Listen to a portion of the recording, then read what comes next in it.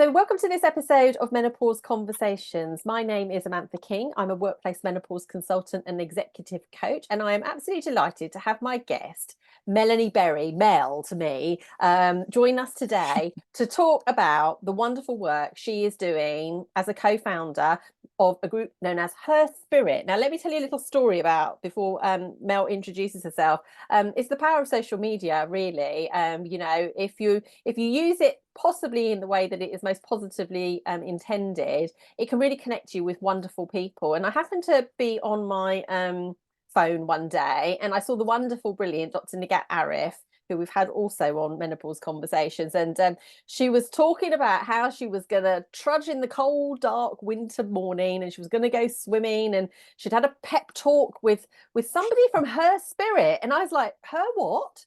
And I was like really listening to what Nigat was saying. She's saying, yeah, no, I've had a pep talk and various people from this organization have helped me through and actually helped her learn to swim as an adult swimmer. And I was like, wow, that's really powerful. Did a little bit more digging, didn't have to dig too far, and then discovered Mel, who is one of the wonderful co-founders of Her Spirit. So Mel, welcome. Lovely to have you here today. Would you like to give us a little introduction in your own words of who you are and what is Her Spirit? Yeah, and look, first of all, we all love Nigat, so a massive kind of shout out to the wonderful Dr. kind of Nigat Arif. But yeah, let me tell you a little bit more about Her Spirit. So our mission is simple. We're on a mission to inspire 1 million women to be fitter, stronger, and healthier.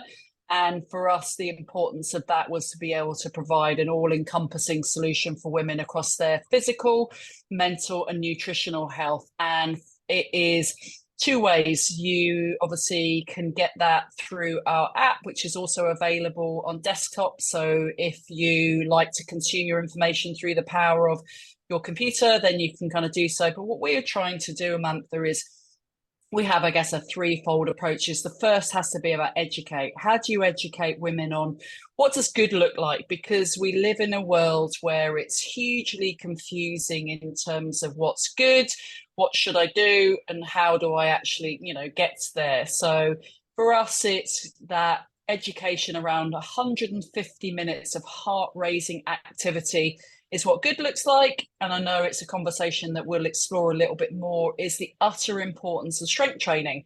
Because as we start to mature, which we are obviously maturing kind of ladies on this call, is you need to be doing up to 60 minutes, so 60 strength minutes a week. But none of this is about being a super sporty Billy and having to go to the gym and lifting an inordinate amount of weight.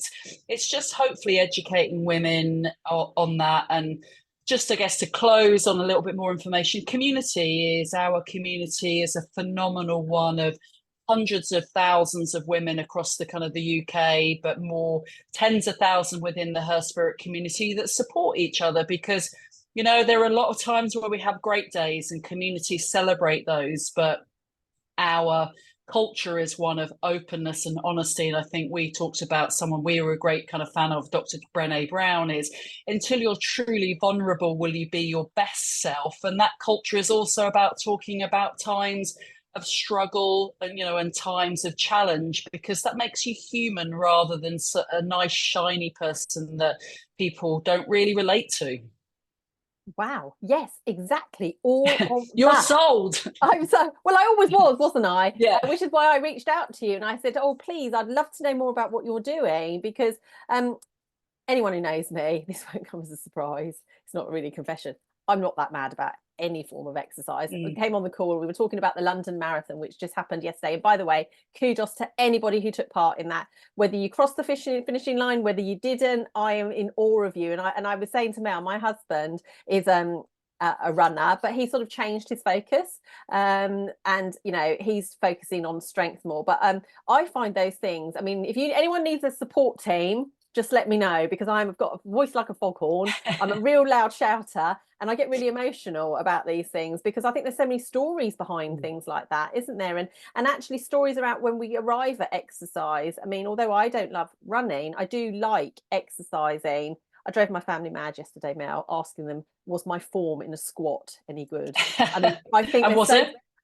Well, the jury's still out. My daughter said to me, Mum, I think a Smith's machine might be better for you. And I was lightly inclined to agree. But I sort of feel that I definitely was one of those people throughout most of my life, Mel, where exercise was always something other people did, you know, the sport crowd, like you mentioned, the sport billies. And I've carried around a narrative with me most of my life, which is I don't do exercise. You know, I've sort Mhm. of talked myself into either eating less or just moving a bit more. But, you know, the whole topic of exercise has been one of a bit of contention for me until I started to go through menopause. And being a postmenopauser now, it's never been more important for me to be stronger. And I found that yesterday was when I was out in the garden doing the garden. I've got a really low bed in my garden, so I was weeding it and I was like, wow, okay, so this is where your glutes come in. Yeah. these need to be strong. So I actually came in and did some strength work on my glutes yesterday because I thought I really felt it yesterday. So you're so right about that whole thing about physical, mental, you know, being stronger, whether that's nutritionally, exercising. So tell us a little bit more about what, you know, if you can, about your focus. I mean, how did Her Spirit all start? I mean, did you just arrive here, or is this what you've done all your life, or did you have a former career before this? Yeah, look, I've been someone that's always been active. So I'm an expat kid that got thrown into the water at a very early age and managed to swim and survive, which is always a bonus. Yeah. But it always made me feel great. I was a swimmer. That was something that's, you know, ultimately my happy place in terms of activity for so many reasons. And I guess bringing it back to your question, so I was a marketeer. So when I had you know, I guess would we call it proper job? Um, you know, I work for great brands, people like Speedo International. I was their international sports marketing manager, and I loved working for a brand. I loved working with elite athletes that went on to successfully, you know, get their gold, which is Olympic gold medal. And that was great. But what I understood as I started to move into creating my own agencies and being the master of my own destiny and marketing talents is actually working on a more cause related side was so much more empowering. I would say a great example of that is the work that I did with Boots and their partnership with Macmillan. And it was a simple campaign called Miles for Macmillan. And Boots were trying to get their workforce to move, because we're talking about movement through this conversation today rather than sport or kind of activity. Movement is the magic pill.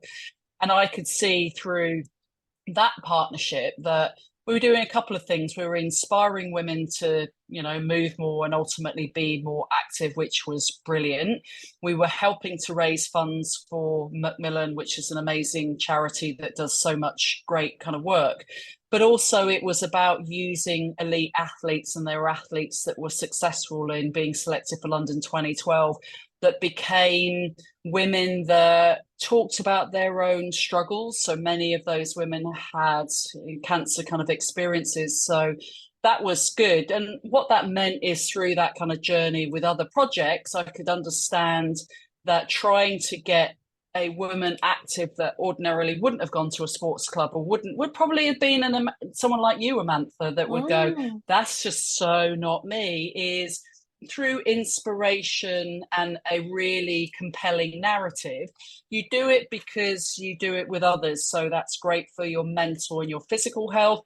You do it because it's something that's fun rather than torturous. And I'm sure, you know, you felt that, you know, it has been kind of torturous, you know, in the past before. And there's a massive need. And myself and my co-founder, Holly Woodford, we were chairs of what we call active partners. So they're delivery agents that Sport England has in their geographical location. And they, in 2017, I think it was, had launched This Girl Can as a campaign, which started the conversation, which is an important conversation to have. But we were critical of the so what next. It's very easy to spend millions on an above the line campaign without a compelling customer journey. And we didn't want to be the moany women in the back of the room that talked about, well, you should do it this way. So 5 years ago, we put our money where our mouth is and said we want to be able to create something that we own, something that we have a customer journey. So in essence, a way that women can go, I'm inspired, I'm educated, and and that's our threefold narrative. Educate, that's the why. Why should you move? Because actually, if you understand why, you are self-empowered to be able to do that. And it doesn't have to be someone going, Amantha, you must do it. Inspiration, relatedness. You see someone that looks like you, that sounds like you, that does all those things, because inspiration comes in a multitude of ways.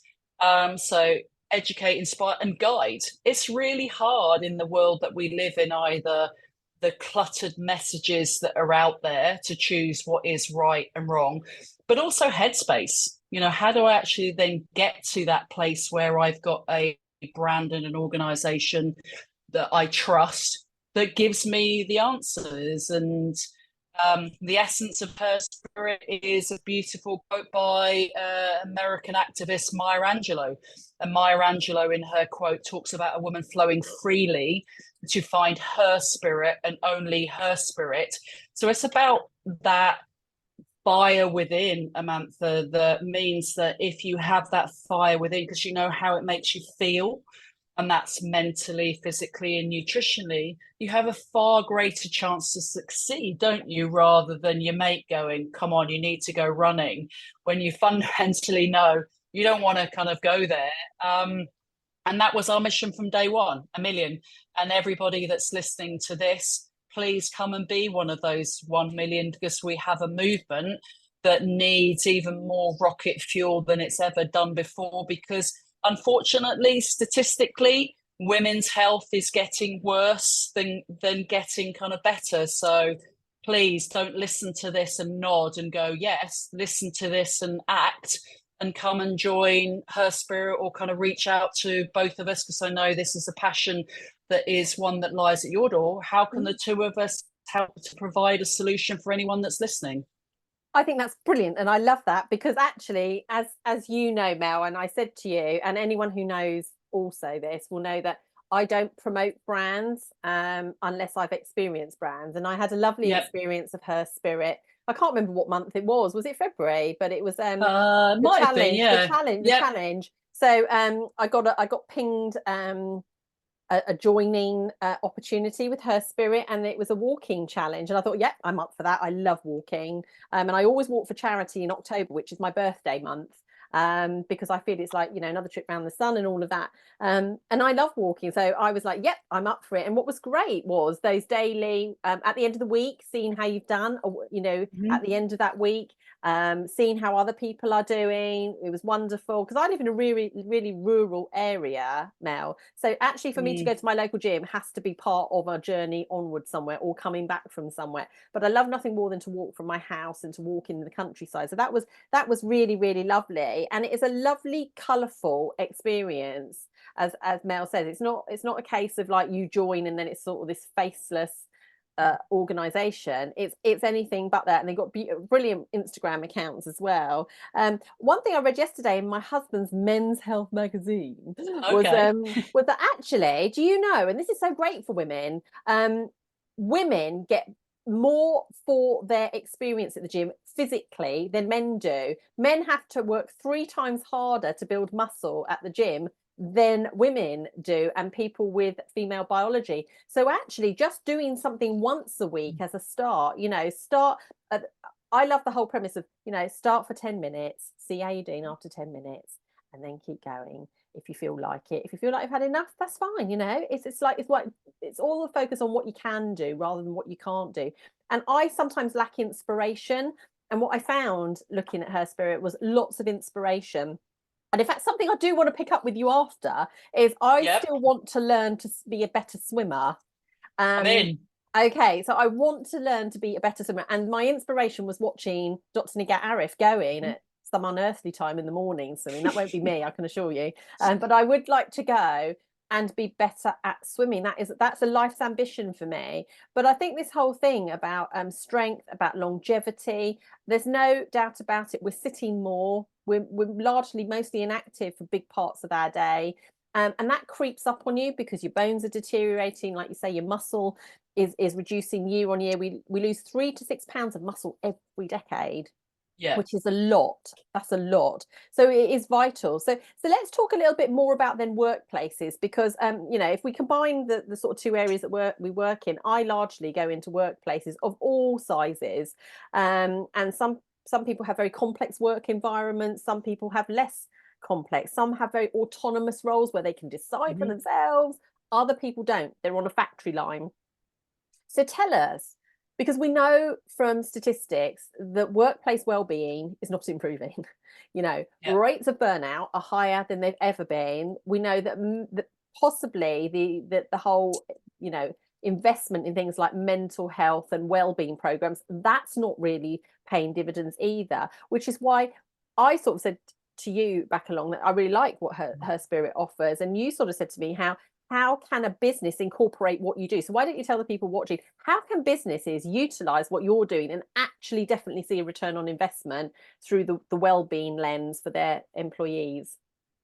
Yeah, I mean, look, we've got something that we believe is tried and tested and is built on, behavior change model of being able to understand that workforce and that female workforce. So if you are an organization listening to this, we have a plug and play solution that enables women to be able to access content. So daily live classes. And it's interesting, you kind of pick up the bit about social isolated. It doesn't mean that you can't get to the gym, but it probably takes you an hour and a half to then be able to kind of get. And there was a brilliant quote by a woman that I find hugely inspirational. Her name's Sheila Mitchell. And Sheila, she's 66. She ran the London Marathon yesterday. She was running for the Samaritans because unfortunately her daughter and a good friend of mine, Holly Mitchell, lost her life just under 2 years ago through alcoholism and mental health. She was a high-flying intellectual property lawyer, and Sheila ran with Holly during kind of COVID. So she had that kind of motivation. So if you're a business, look, anonymity, I think, is really important, because a lot of women in a workplace don't want to go to the staff gym or don't want to go to the gym that they potentially get a deal with, because they don't want to be hot and sweaty next to a colleague that they feel embarrassed by. So you can get that motivation and inspiration, whether or not it's strength training and our product called Couch to Kilos, and it's picking up on your point, is small steps lead to kind of big changes. So it's that bite-sized chunk kind of information. It's also education of women, and that kind of that why. And what we created was an algorithm through our tech that is about not being able to be fit and selfish. And there are other products out there, and I'll use an example in Strava where you get rewarded for going faster or longer.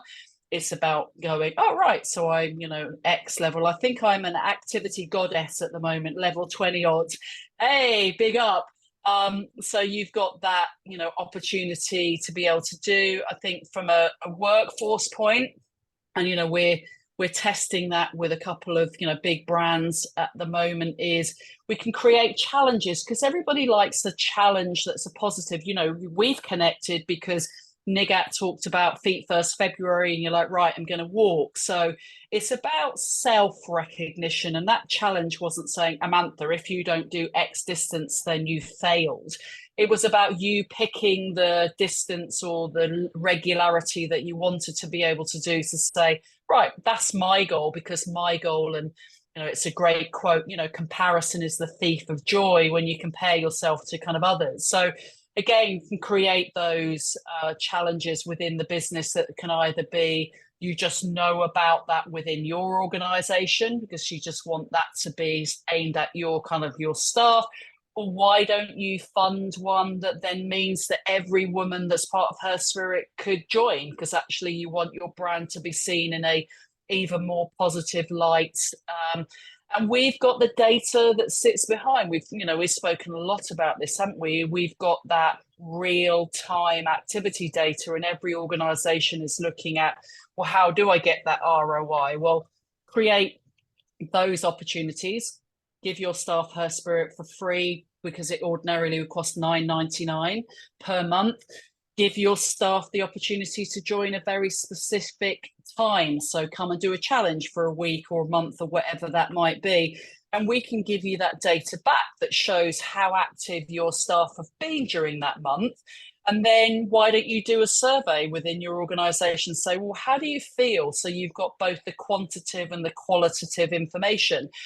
And I would challenge any person that would say, well, I'm not sure. There's so much data out there to show that being active has a knock-on effect on presenteeism, that has a knock-on effect to actually how effective they are within the workforce. And, you know, our conversation is one centered around that kind of menopause conversation. I remember asking Dr. Claire Spencer from my menopause center when I was trying to understand it better. What are the three things that we can do that makes the biggest knock-on effect? And I thought she'd turn around and go, HRT and this. And it's like, no, the three biggest things: be active, number one, move, think about the alcohol consumption that you have. And it's not about saying you can't drink, just think about reducing and actually look at what you're eating. Those are the three things. So coming back to your question around, look, come and talk to us, because let's work collaboratively together to find the right solution, because it's about finding what's right for you.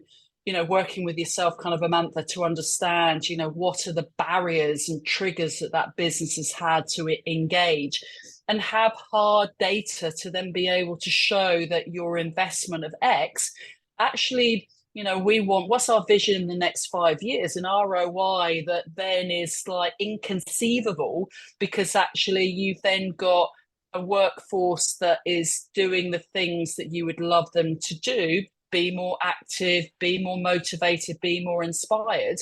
But actually they continue to do that because it becomes habit, because they know how it makes them feel versus what society tells them that they should do. So let's change the world together, baby. I know. And I love conversations like this, because that's exactly right. I mean, I think what's different, I think when I think about what you just said there, for me, I often don't do things unless there's a compelling evidence behind it. And so therefore that's how I model my own business, which is, you know, when we do workplace menopause programs, it's all about, here's what we've done before, here's the data, let the data do the talking. And I agree with you. I would add one thing to what Claire said, actually.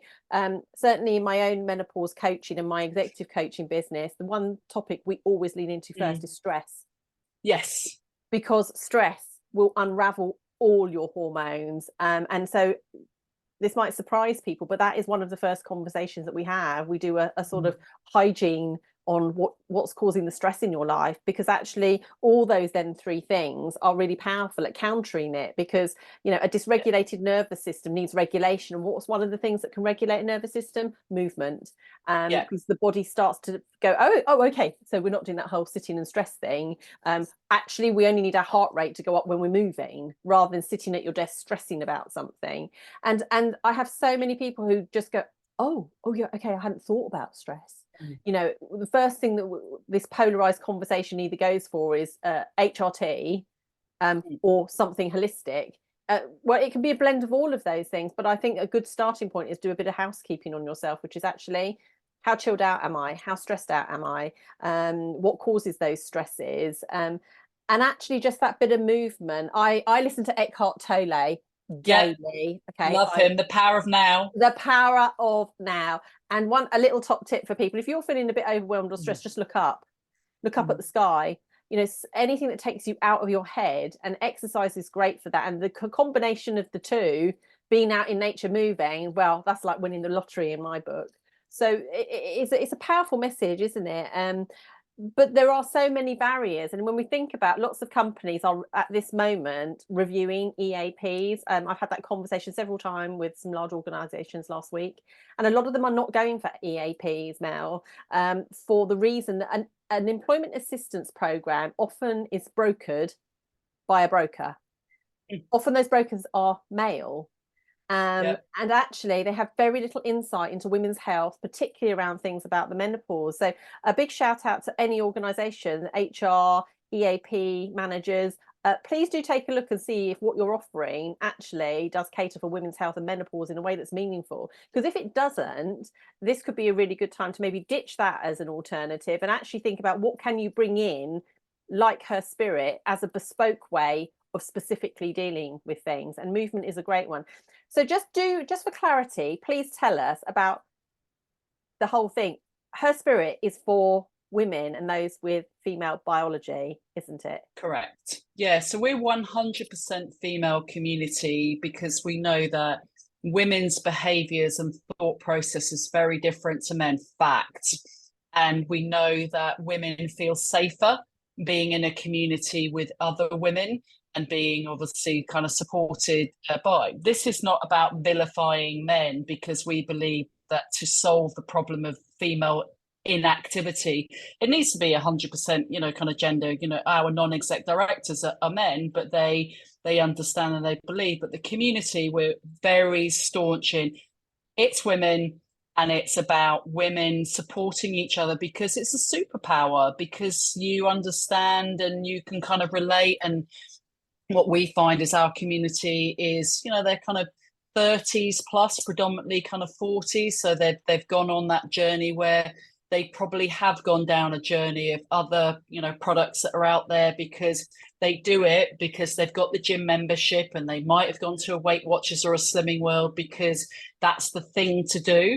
And when they realize that it doesn't work, because a lot of those don't educate and understand the kind of the why, then they don't succeed. And I think we live in an industry where it blames the person for not succeeding, because actually they haven't given them the tools to be able to do. And you asked a question about what does her spirit, offer, is, look, the coaches, we've got brilliant coaches that are some of the best, I would say, in the world, whether or not they are women that have achieved significant physical excellence. So someone like Helen Jenkins, she's 2-time world triathlon champion, but she's not there because she's a successful triathlete. She's there because she's a mum of 2 that wants to empower every other woman on the school gate that says, I find it too hard to be able to be active, to help and support them. She wants to be the mum to her 2 kids, the beautiful Max and Mally, that activity is a really important thing. So when mum goes and bees active, she comes back with a big smile on her face. So they see that in a positive, and the whole family unit go and do things. And we see such strength in when the woman is more active within her family unit. Guess what? The whole family is more active, because it's a great way to be able to do. So challenges, community, coaching, that's what we believe is the sweet spot of a success. And whether or not, as we both believe in the Eckhart Tolle, the Brené Browns, and you look at, that piece, is you have to set the right culture.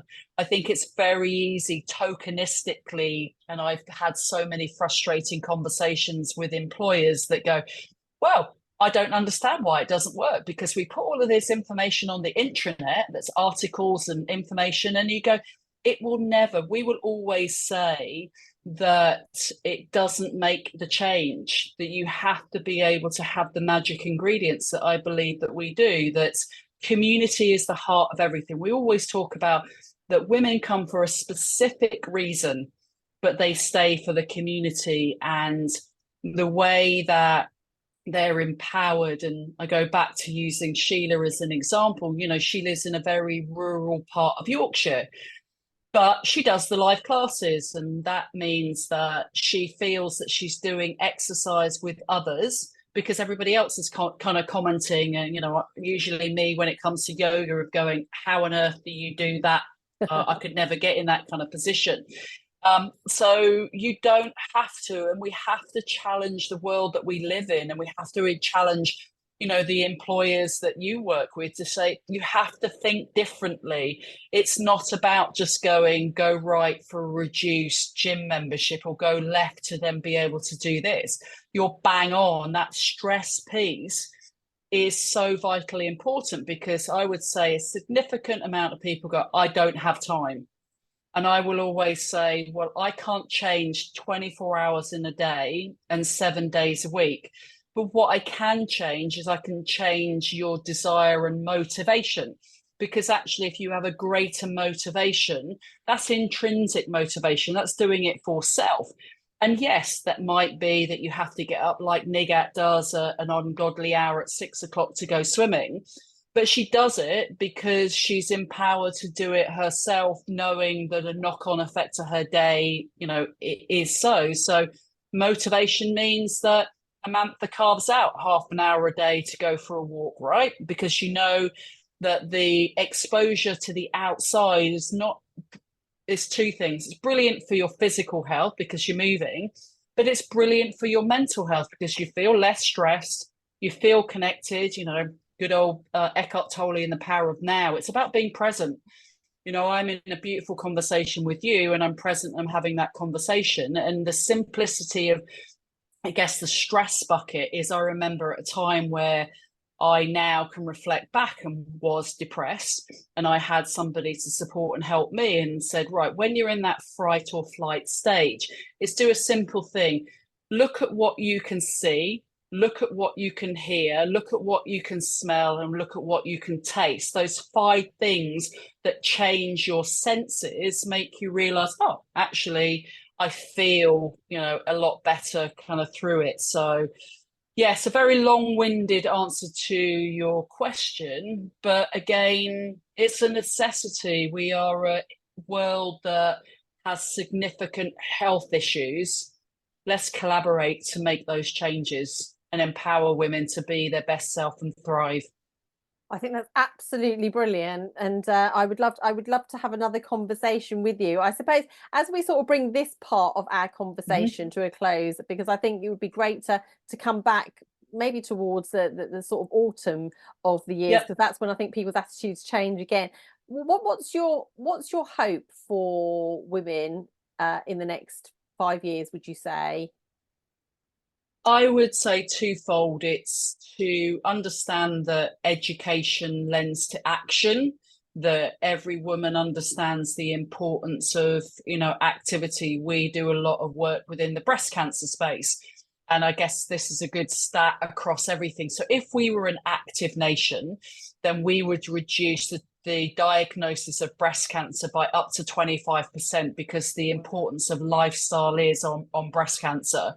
So we then have women going, okay, I understand the importance of activity and I'm now acting on it. If you look at the recent survey that Nuffield Health did last week, it showed that there is an increase of inactivity in women from 31% to 33%. So the message isn't working. I would challenge most people in the sense that, what we're doing isn't working. So I want that to change. And I want women to feel empowered to be strong, and strength in your fact is strength is about being able to weed the garden, pick up the kids, take the shopping out of the car. It's that strength. And I will say that will make you think that you can achieve anything that you want to because you are more capable than you ever. And if you're going into that menopause phase that, this conversation is, you can thrive. I've gone through my journey, which was one of significant feeling of loss, that I couldn't be as strong as I used to. I couldn't be as active.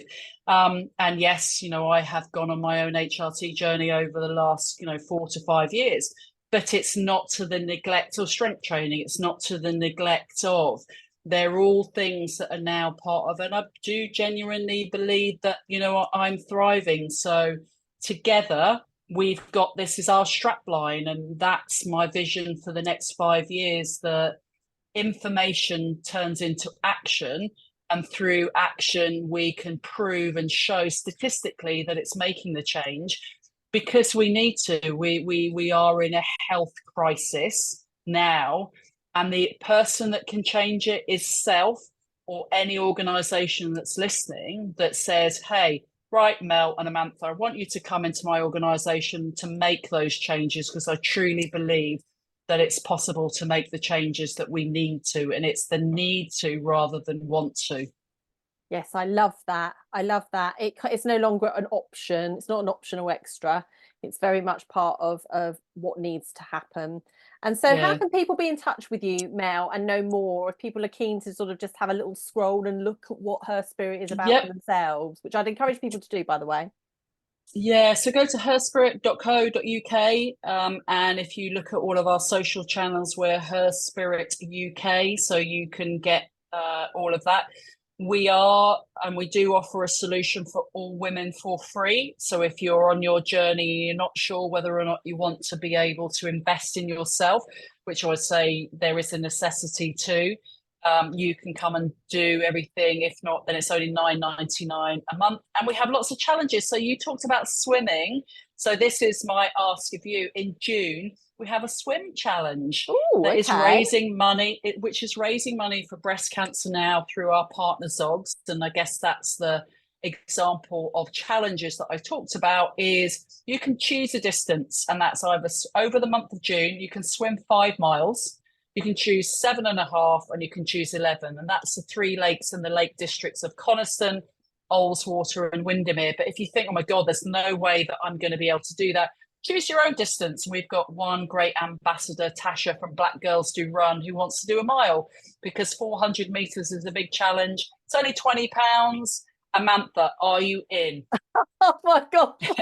You so naughty, putting me on the spot. I would love to be in on that. And that's why I'm going to caveat all of that, which is I'm going to speak to you afterwards about helping me be a better swimmer. I even asked my local gym, I said, can I bring my flippers and my snorkel? And I honestly, I think they just went, is she for real? But I thought that's quite a good way to help power myself along. But I would love to do that. I'm going to say Good. I would love to do that. And with your help and support and guidance, I'm sure I will. So for now, Mel, thank you so much for your energy, your enthusiasm and your passion for movement and for the health of women as a collective. So for now, thank you so much. And I'm sure we'll do another one of these soon. Yeah, 100%. And thank you for your time. And yeah, let's create a better world for women. And as we say, to finish together, we've got this. Exactly. Thank you.